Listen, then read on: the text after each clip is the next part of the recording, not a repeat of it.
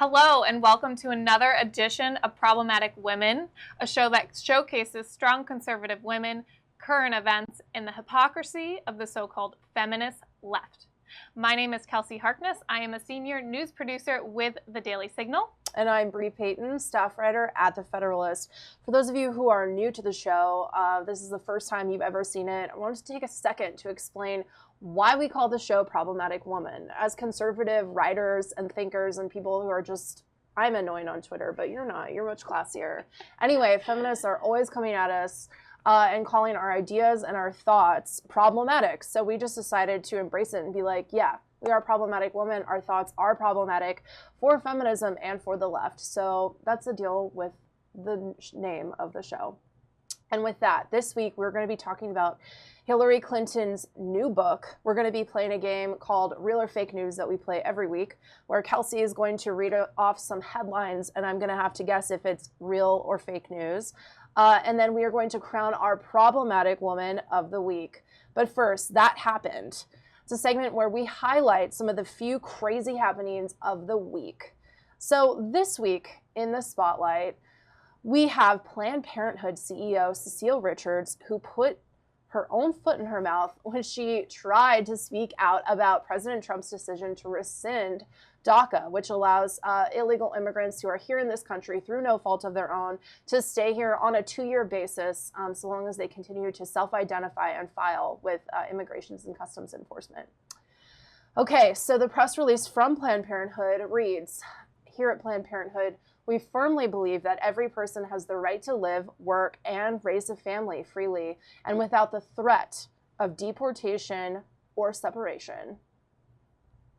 So I hope you caught that. There's a little bit of irony in that statement. Every American has the right to live. This is coming from Planned Parenthood, the nation's largest abortion provider.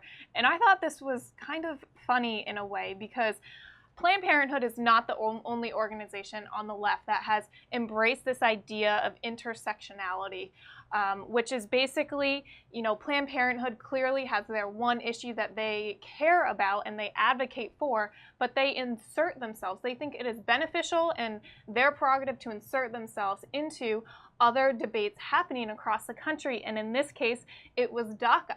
And look what happened when they tried to insert themselves into the DACA debate. They put out, their president put out a statement that ended up being wildly hypocritical because one of their biggest and largest sources of incomes is actually taking lives away. Yeah, and I thought that the line where she says, here at Planned Parenthood, we firmly believe that every person has the right to live. No, they don't. That's just so clearly a lie, right? They abort literally over 300,000 children every single year. So, that's a total falsehood on her part. And also, I have to say, as a Hispanic American, I'm really sick of the Democratic Party's decision to continually use people like me who have the same heritage that I do, as pawns in this larger scheme. I really don't like DACA at all, and am frustrated that they try to act like, this solved this huge problem and the immigration problem overall, because it didn't. It forced illegal individuals, it lulled them into a false sense of security and said, hey, you can stay here 2 years at a time, so long as you continually identify yourself to ICE. That's clearly not a long-term solution, right? This is so classic of the left. Liberate people just enough to keep them, subservient and stuck in this kind of holding pattern. These individuals, even under DACA, they couldn't vote. They weren't legal citizenship. It didn't change any of the problems or fix anything for them. It's just completely and totally a lie. Well, even President Obama in 2010 admitted that it would be unconstitutional for him to take executive action and hand these people slips that grant them some form of immunity, some form of legality in the country, and yet that's what happened. And now, it's really conservatives and even President Trump, who clearly himself, wants a compassionate solution for all these children. They're blaming them, and as President Obama put it, these actions were cruel. Yeah. But I'm hopeful that maybe this will force us into a tough debate into how to actually fix our nation's immigration system, which clearly needs fixing. But back to the abortion subject, because that was not the only crazy that happened thing that happened this week on the topic of abortion. We had Goonies actress Martha Plimpton, who I actually, in all honesty, I didn't know who she was, but big Goonies actress. I've never seen Goonies. So this woman bragged about having her quote-unquote best abortion in Seattle at the age of 19. Before we talk about it, watch the clip. Seattle has some particular significance for me for lots of reasons. I have got a lot of family here, some of whom are here in the audience tonight. I also had my first abortion at the Seattle Planned Parenthood. Yay!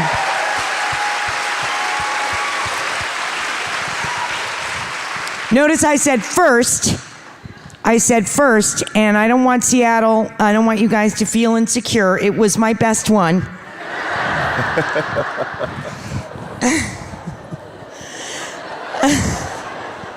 Heads and tails above the rest. If I could Yelp review it.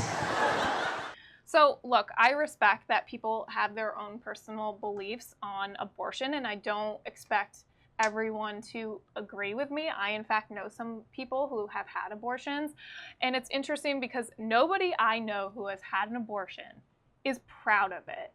And this idea that Hollywood is promoting that women should be going out there and be proud and be bragging about having an abortion, I think that no matter what your views are on this subject, we should A, both be respectful, and B, not be clapping and cheering about it. It just seems like we've lost any source of sensitivity to this. I can't imagine that if it were little puppies that we were talking about being aborted, that this celebrity would be on stage bragging about it. Yeah, I mean, the fact of the matter is that women who are in a situation where they're considering an abortion, it's not because it's a fun thing that they want to do, right? It's because they're in a bad situation where they're stuck against a rock and a hard place, and ultimately they have to make a decision one way or another, right?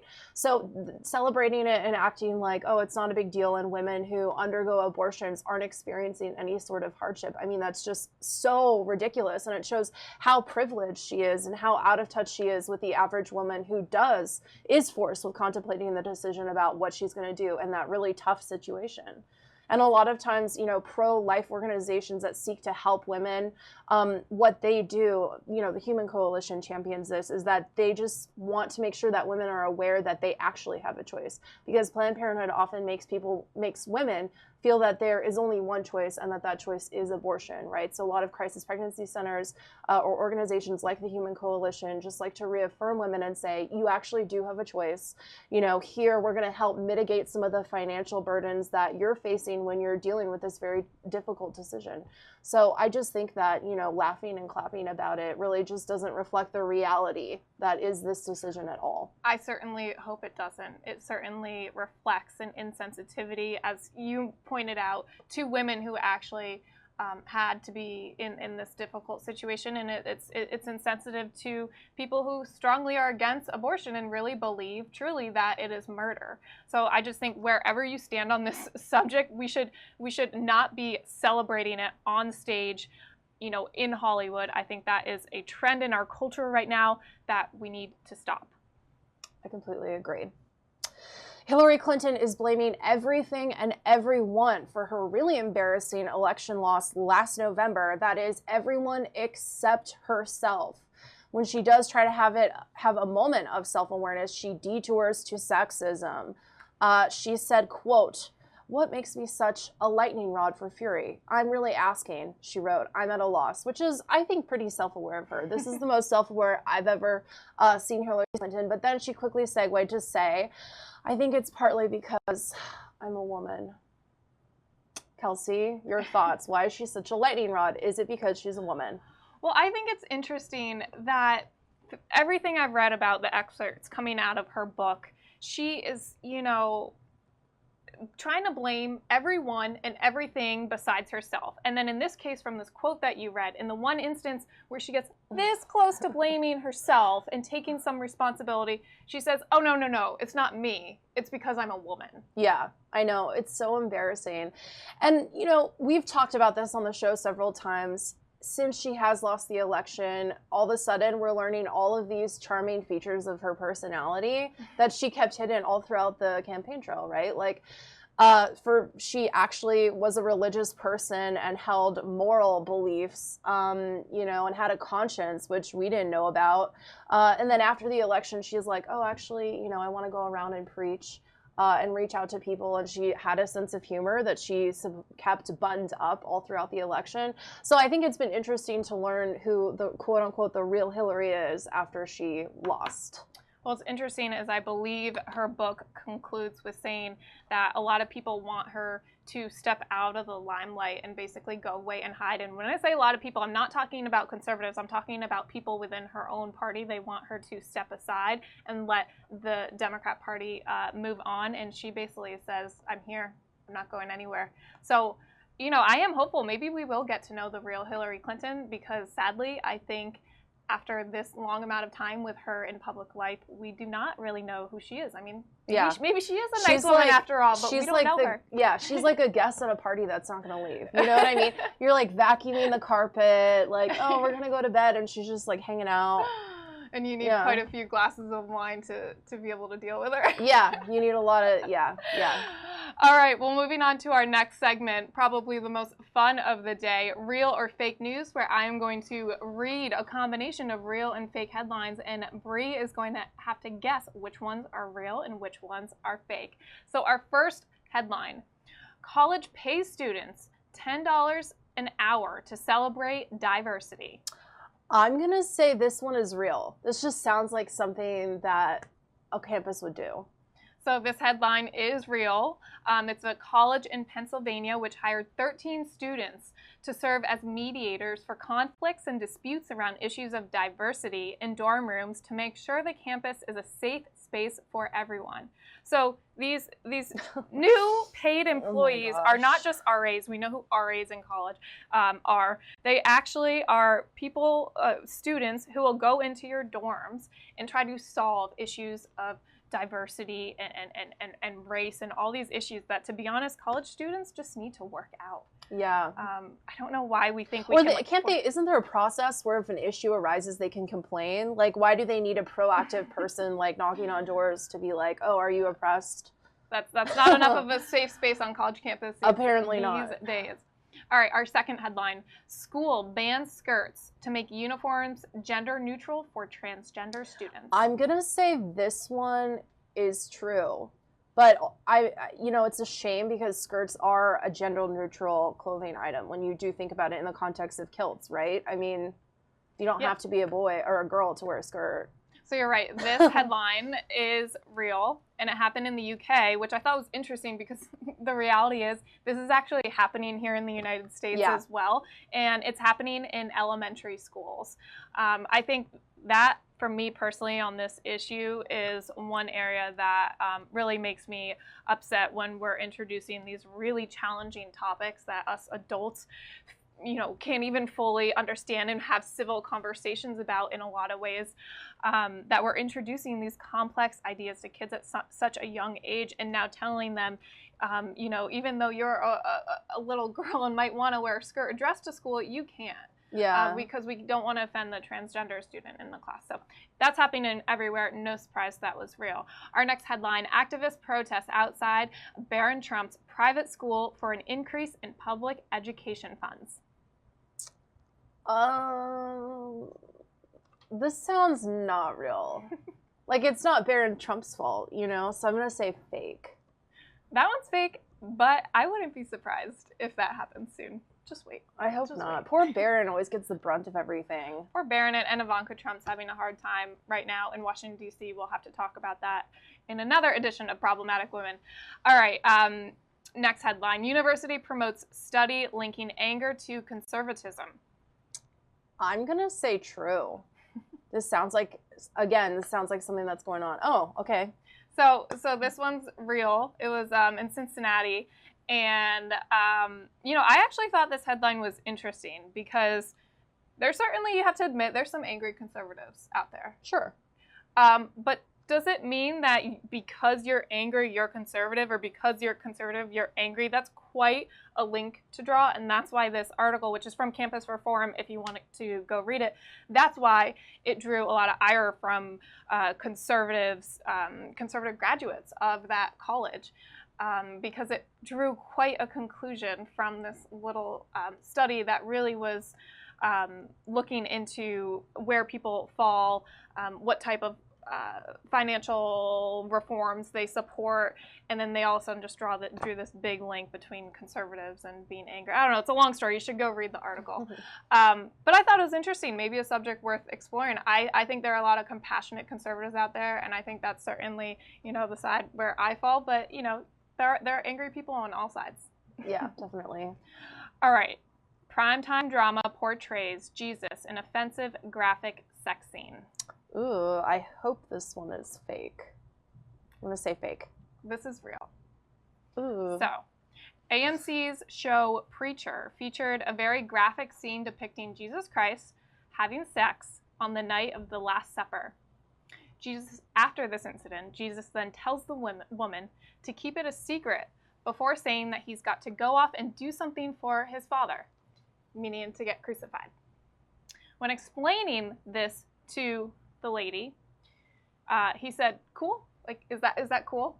If you don't believe me, we're actually going to show you the clip." I gotta go. You won't stay for supper? I gotta go. You won't stay for supper? I already ate. Oh, okay. Oh, no, it's not like that. I have to do something for my dad. In the middle of the night? I made him a promise.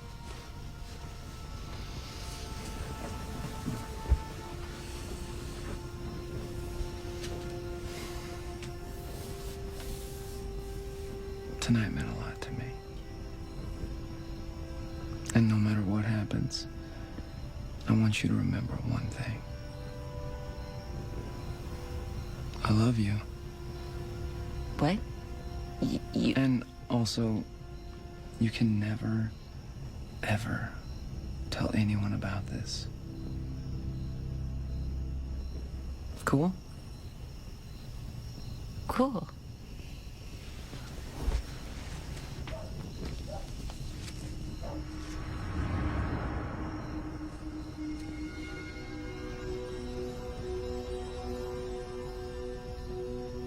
Cool. Jesus! Jesus, are you in there? Stay right there.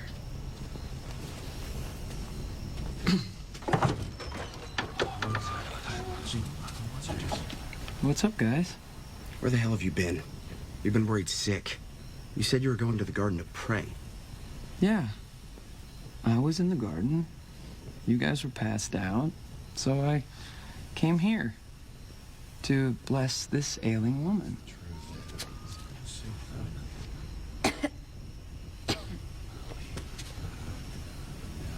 The chief priests are on the warpath. We gotta move. Chill, bro. No, I will not chill. They want to kill you, man. Blessed are they who are persecuted for the sake of righteousness, for theirs is the kingdom of heaven. The hell does that even mean, man? You'll understand someday. So I wanted to show you all that because I did not think you would believe me.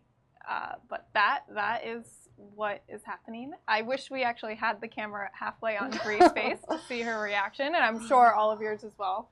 What did you think? That was your first time seeing the clip. Yeah, I hadn't even heard of this at all. So, I mean, for what starters, as a Christian, I really don't like blasphemy. That's just a thing that, naturally you're like, oh my God, that's terrible.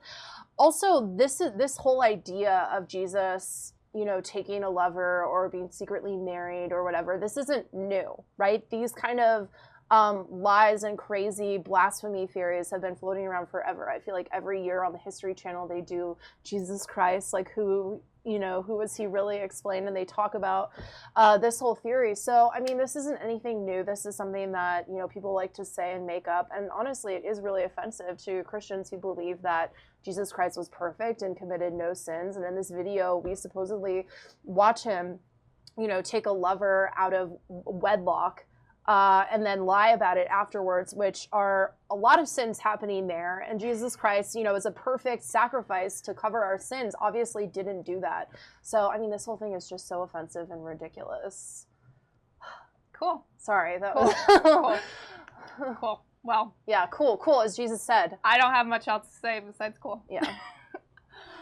All right, well, moving on, but not moving too far away from that conversation, we are now going to crown our problematic woman of the week. This is something we do every week, and so if you have any suggestions on who should be our problematic woman of the week, please comment in the comments. We need ideas every week. This week's idea actually came from one of our followers, so thank you to that. So, drumroll, please. This week's problematic woman of the week is a Notre Dame law professor who is showing just how problematic it is to be a woman in faith in today's society. This was President Trump's female appeals court nominee, and she got grilled by Democrats for her Catholic faith. Watch. Do you consider yourself an Orthodox Catholic? I am a Catholic, Senator Durbin. Orthodox Catholic, we kind of, as I said in that article, we just kind of use that as a proxy. It is not, to my knowledge, you know, a term currently in use, but if you're asking whether I take my faith seriously and I'm a faithful Catholic, I am, although I would stress that my personal church affiliation or my religious belief would not bear on the discharge of my duties as a judge. There are many people who might characterize themselves as Orthodox Catholics who now question whether Pope Francis is an Orthodox Catholic. I happen to think he's a pretty good Catholic. I agree with you. Good. Then that's good common ground for us to start with. Senate Minority Whip Dick Durbin went so far as to criticize her for her use of Orthodox Catholic, and then even asked her if she would identify as Orthodox Catholic. And I mean, I thought this was a pretty well-known thing that there's no religious test to get a job in government, but this is not the first time that we've seen senators on the left basically impose a religious test for President Trump's nominees. Right. I mean, Bernie Sanders not that long ago went after someone of religious faith also, who they were going through the process of confirmation of. So, you know, I think you are right in pointing out that the left and Democrats on the left are becoming more and more comfortable with religious tests. And I think also our culture, as we've kind of turned away from God and religion and Christianity and embraced secularism, I think that, you know, that is our religion today. Secularism is the religion of America, of Democrats, of liberals. You know, and that religion is built on not the gospel, not on virtues, not on the fruit of the Spirit, but it's built on political correctness, right? And so he's saying, how good of a secularist are you? That's really what they're asking. How good of a secularist are you? Are you politically correct? Do you adhere to the gospel and the fruits of the Spirit of this weird secularized religion that they really are adhering to? Yeah, and I think this is a perfect example of how it is so problematic to be a person of faith in society today. I mean, I'm imagining a few years from now, I'm going to walk to a job interview and, you know, have people ask me about my faith. That used to be something very personal. And for judges who their faith is an issue, which she has actually written about, she has publicly written that it is a judge's duty to recuse themselves from a case like the death penalty, where she could not in good conscience rule on that because of her faith. So there was no question on the record already that she had thought about that and she had the right response. And yet they still went after her for her faith. Yeah, it's really shameful and honestly alarming, right? Like, if you do have to adhere to a certain set of values like political correctness and liberalism and loving abortion in order to serve in government, I mean, that's really alarming and is a religious test in and of itself. Well, we always love to leave you with an upbeat, lighthearted video, and this next one we're going to show you is from the University of Iowa, which just melted our hearts. But before we show that, as we're winding down our show here, Bree and I would like to thank you for tuning in. You can follow my work on Twitter at Kelsey J. Harkness. And you can follow me on Twitter at Bree_Payton and read all of my work over at thefederalist.com. All right, and on that, we would like to encourage you all to have a wonderful Thursday evening. Have a good weekend for the Daily Signal and the Federalist. Thank you for watching Problematic Woman.